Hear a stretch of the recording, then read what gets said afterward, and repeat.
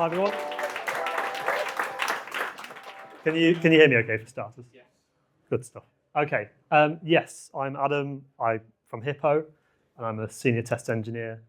I'm basically been working in testing software for about 8 years and quality for about 11. And I wanted to present a bit about disaster recovery, which I think is an area we don't really focus on very much as testers, but actually in a world where systems are constantly under attack, we have a responsibility as testers to do our bit to prepare for that. So, a bit of trivia to start us off. If you can wind your minds back to April 2025 and no Googling allowed, I've got 4 news stories in mind. Can anyone guess what they are? Any news story you like? James? One of them, the Dune worm, not going to the NPM packages. That, I think, was later in the year. It's not on my list. Sorry. And Yep. Cloudflare, or CloudStrike, sorry. Again, not in April last year. Anyone else? Any news story you like? That is one of them. Well done. Anyone else? April Fool's Day. April Fool's Day. Yeah, I guess. Yes, thank you. Okay. Any more? Any more for any more? Jaguar Land Rover. Yeah, that was all kind of around the same attack. What was that, sorry? Arrows as well. Yes, correct. The ones I was looking for were the death of Pope Francis, Trump's Liberation Day tariffs, the Birmingham bin strikes, and of course, several of you got it, the empty shelves in M&S, Co-op, Harrods, lots of other businesses that were facing big cyber attacks. So yeah, the one I want to focus on, obviously by nature of this talk, is the M&S attack. A lot of you would have seen these headlines. It made for one of the biggest cyber attacks in UK history and left customers unable to use certain payment methods in stores. It left shelves empty while manual processes had to be used for stock keeping, for example. And yeah, meant online orders and click and collect services were completely unavailable for months. And obviously this caused significant financial and reputational consequences for M&S. And as you say, this wasn't the only company affected. Obviously, like I say, there's a list that were, but these attacks happen all the time. So again, this is why I want to talk about it today. So what actually happened in the M&S attack specifically? Now, this wasn't really a brute force attack or anything that involved, lots of hacking per se. The actual group who did it, who go by the name of Dragon Force, managed to get in simply by ringing the service desk at M&S and asking for a password reset for a user they knew had pretty privileged access. And it was granted. They got in around February last year and were able to go through and basically clean out credentials and things from M&S's Active Directory and effectively let themselves in by the front door to all those systems. And they were able to be in there for over a month until April, where actually things started to go wrong for M&S. So they used a double extortion technique where they went in, they encrypted M&S's data in some of their key systems, and then basically gave the ransom to say, if you give us this amount of money, we won't release this data to the public.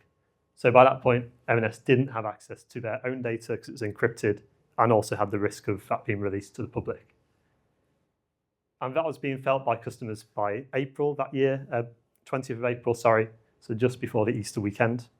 No coincidence there. Obviously a big time for M&S to have lots of customers. And by 22nd of April, which was over Easter weekend, M&S admitted they were under a cyber attack and had obviously found in their system what was going on and published a statement. Being a publicly listed company, this had pretty immediate consequences for them because they had to announce this to the stock market. Their share price plummeted and that's being felt straight away. And then by the 25th of April, the start of the following week, they had to cancel online orders and resort back to pen and paper for fresh food, and things like clothing in their stores. Obviously, for a business that size, that's what led to having empty shelves because quite simply they couldn't keep on top of keeping that stock in stores.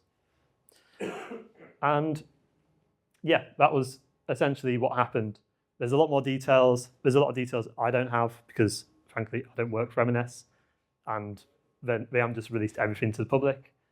So there's a lot we don't know. But from what they published online, from what we can find out from news articles, that is roughly what happened. Now, around the same time, and before I go any further, is there any Co-op people in the room? I thought there would be, yes. There's no reason why I chose M&S instead of Co-op for this. They had a very similar attack. You'll obviously know more facts about this than I do, because again, I'm going off news articles. But around the 30th of April, their internal monitoring picked up suspicious activity within their system, and they were able to isolate things fairly quickly, turn off key systems, which is why, again, disruption was happening in stores, because certain payment methods and, again, online ordering, things like that were affected, but it cut off those attacks going any deeper than they already had done. This, like I say, was a much quicker response. And Co-op also did have financial consequences to this, having to hire in more staff to manage more manual processes and get back to normal. But in general, they were a bit quicker to get back to normal. And again, this is that difference laid out properly. So with Co-op, again, the internal processes will tell a different story, no doubt. But from Joe Public, this was their rough time frame, 30th of April for the attack. By the 14th of May, as a customer, you're relatively back to normal. And so, yeah, business resumed from a public point of view. With M&S, it was a completely different story. So as you can see, I don't know if you got a separate screen, haven't you? Oh, great. 22nd of April is when the attack happened. Online orders restarted around 2 months later, and they didn't get click and collect and all their other services like Sparks Card and integration with the M&S credit card back up and running properly until middle of August, which is obviously 4 months of reduced business and serious impacts on their ability to take customer orders.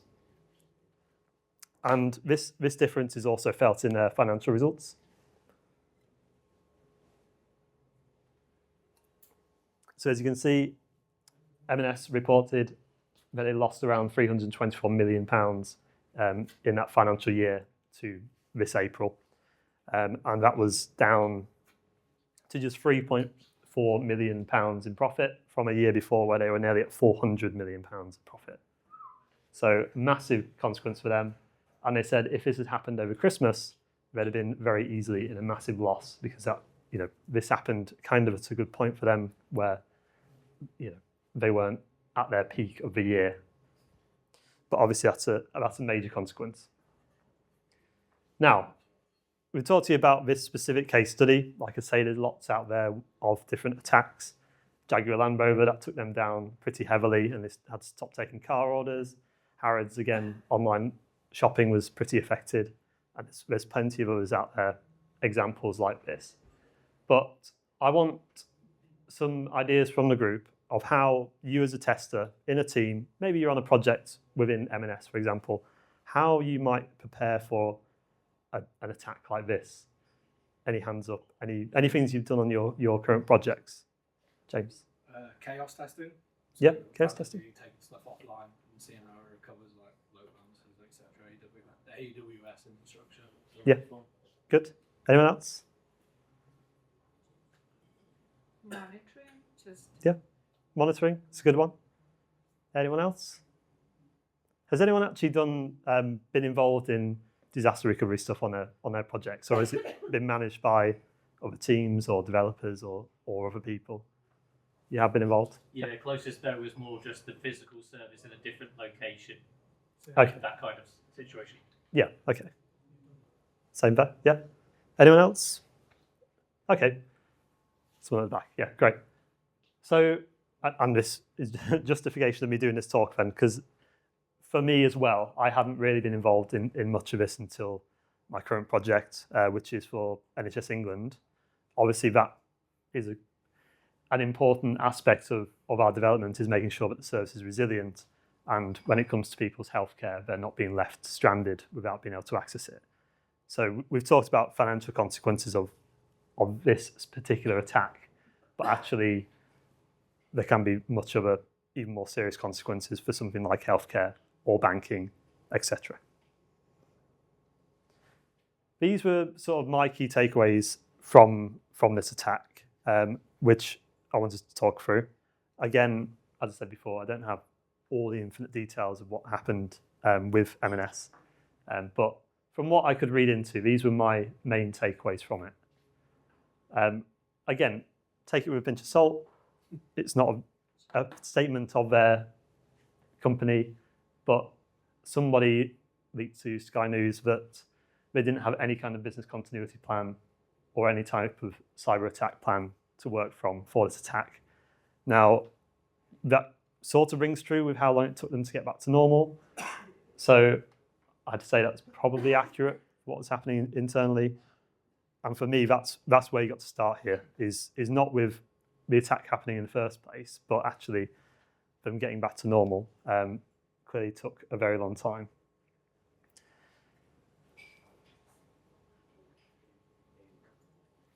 So what are some of the basic aspects that we look at quite often with disaster recovery and projects in general? I think we're all pretty good, all the projects I've worked on are pretty good at thinking about backing up data, right? I'm not saying perfect, not saying improvements can't be made, but a lot of the things I've worked on, people know about backups are important, right? And it goes back to early computing where, computers weren't as reliable as they are now. You need to think about backing up your data.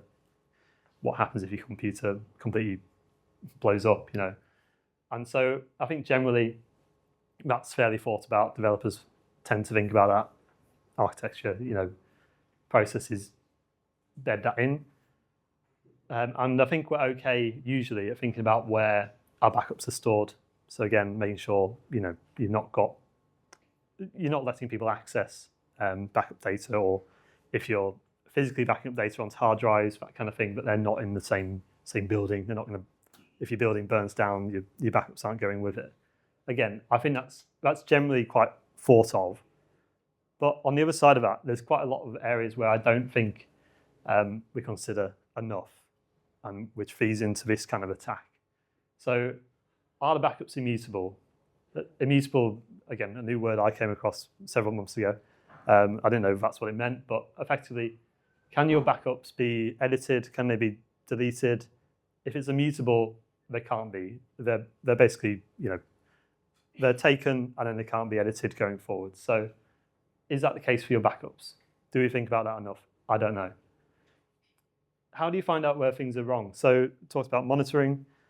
With M&S, that attack was going on for 4 months. For about a month and a half. And they didn't really know it was happening. That is a really key issue, in my opinion, is if you don't know the attackers are in and they're doing stuff to your system, you've already gone wrong. You've already lost the battle. And it sounds like with Co-op, they were much more on top of that. How easy is it to recreate your infrastructure? If you've manually configured everything in AWS, that you've gone through and set things up manually in AWS console, for example, or if you're on-prem and you're setting things up manually in a server, SSHing in and setting things up that way, it's obviously going to take you an enormous amount of time to recreate that. The steps might have changed. There's been an AWS update. Suddenly, I don't know, API Gateway's got a completely different amount of settings to look through. That will take you a lot longer to do manually than if you have all your infrastructure as code, or you're using technology to make that easier for you. Again, I don't think we think about that enough on projects, especially if we're taking something from, say, a proof of concept and taking that into a production app. I think, it's not often thought about. But even more important than that is, have you got a disaster recovery plan, and has it been put to the test? What is a disaster recovery plan? Anyone in the room familiar with one, has worked on one? Yeah, a few nods. Great. Effectively, it's a plan that you'd have for your service or system that outlines how you get your service back to normal and the different scenarios for doing so. I'm not going to go into this too much detail because it is a little bit dry, but effectively what you'd have in there is the key bits in there are the risk and event scenarios, what could go wrong, and that could be really minor stuff like you have a transient network issue which takes your service down for a short period of time. It could be major things like we've had with M&S where you have the whole of your system taken down for an extended period of time. It could even be things like outages with AWS or other cloud providers which aren't in your control. And for each of those scenarios, you'd have the specific steps to get your service back up and running. So again, if it's the case of M&S, that could be setting up everything from scratch. Or if it's a more minor issue, it could be setting up just some of the resources again. And there's other areas on there, like you'd include, like I say, we could waffle on about that for quite a long time. So you've got your disaster recovery plan in theory for your service, but how should you test it? This is, again, in my opinion, how you should do it. Other people will have different approaches, but if you're starting from new in disaster recovery or you're thinking about how do you test your service and make it more resilient, this is how I'd advise starting. So one thing to do is to analyze your service. What a good idea, what I've done in the past to do this is if you've got an away day or an in-person day with your team is to have a session where you have your disaster recovery plan open alongside maybe your architecture diagrams and have a talk through the plan as it's written and think about how that links to the different resources in your service. That will help you to identify, is there areas where you've got things missing? Have you developed the app quite a lot since the disaster recovery plan was written, and suddenly there's a lot more steps to consider in there. It helps you to physically walk through your architecture and find those gaps.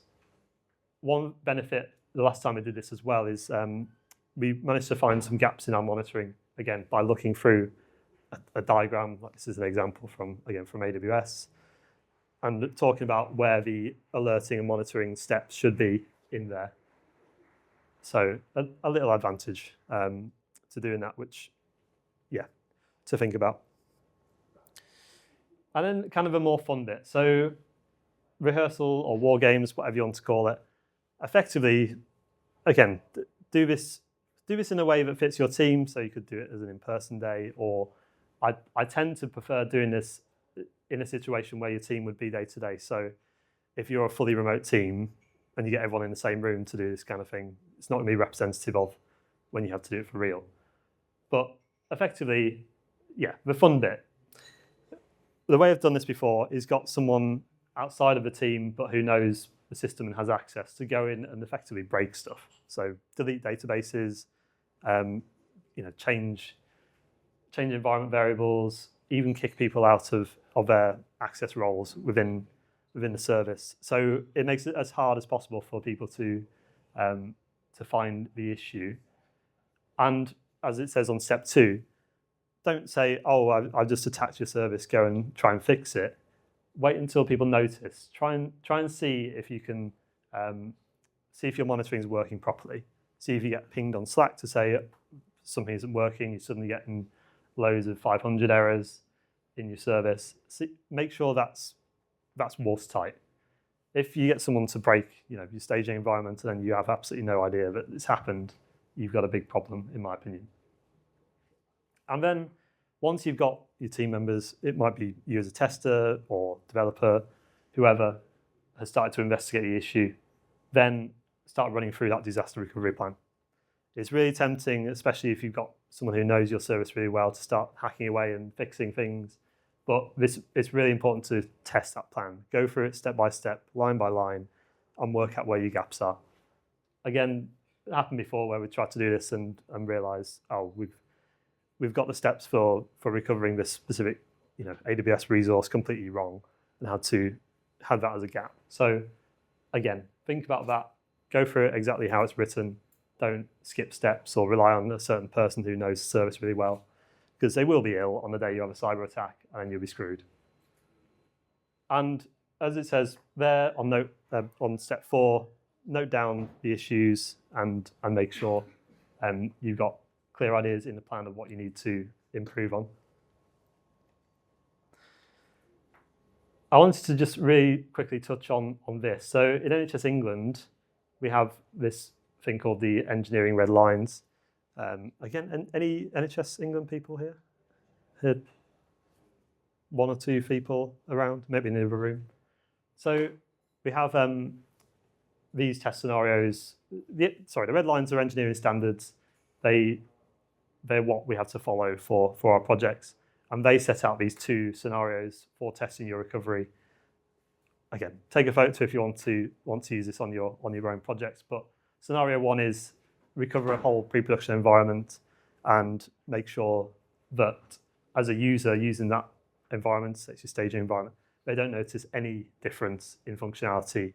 It's a seamless transition from the old one to the new one, and asserting that your data is the same in that new environment as it is in the original environment. And the second one is about doing the same with production data very carefully and asserting that your backups are working effectively. I wanted to touch on that because that might be something you cover in those war games. But after you've done that, it's really important that you have a retrospective as you would for a sprint. But you might have got things down in your notes of gaps, but you really want to dig into what ideas your team might have to make the recovery process easier next time, or ideas that they've got, or pain points they've got from that documentation. So run it however you like, but just have a retrospective. And then the really important bit is iterate on the plan based on your retrospective notes, the notes you took during the war games, and go around again. It's really tempting, and you'll have to try and convince your delivery managers that this is important. But to do that again, do the same activity, and I'd advise probably doing this every 6 months to test your plan is still relevant and still accurate. It's no good if you put it on the shelf and leave it for 2 years and try and come back to it, and all of a sudden it doesn't make any sense to how your service is at that point in time. So keep going around, keep testing it, and doing the same with those war games. Closing thought on this, and just to hammer home how important testing your disaster recovery is, M&S didn't lose all that money just because they had an attack. That was a cause, yeah, granted, but it was because of the amount of time it took them to get back to normal where they really hemorrhaged that money and had that loss. So, like I say, if they got back to normal within a few days, they'd have probably not, had a bit of loss, but not as significant. Whereas because it took them 4 months, that's where it hurt them. And that's what you need to think about with your service. If you went down for 4 months, what impacts could that have on you? And how can you avoid that? Thank you.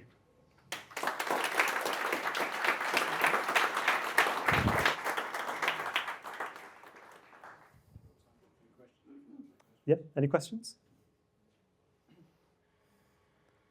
Yes. After you've done your the war games, you've gone through it and you've found like the holes in the plan and stuff like that. Mm-hmm. Do you then have another stage of fixing that and then going through it again to plug those gaps? Yes, yeah, exactly. That's what I'm talking about with iterating on the plan and going around again.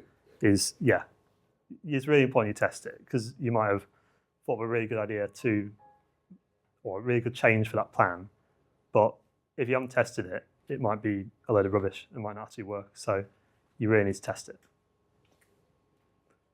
Anyone else? Stunned you into silence. Okay. Lunchtime, I think, isn't it? Yeah, fantastic. Thank you very much.